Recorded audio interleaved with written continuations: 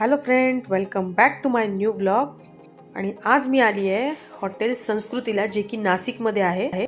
आणि इथे बऱ्याच पारंपरिक वस्तू तुम्हाला दिसत असतील, ज्या आपल्या आजीने वगैरे वापरलेल्या असतील। पाटा, वरवंटा, चूल, जुनी पितळेची भांडी, जुनी डबे आणि असं सगळंच काही आईचा पूर्ण संसार इथे होता।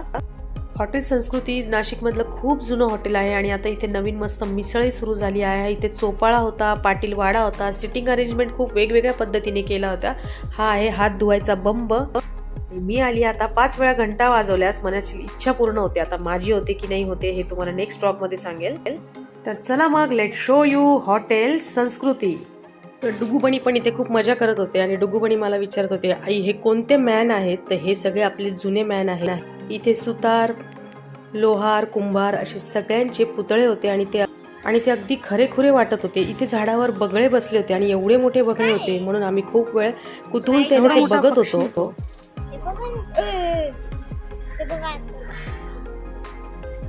हा स्टॅच्यू मला खूप युनिक वाटला।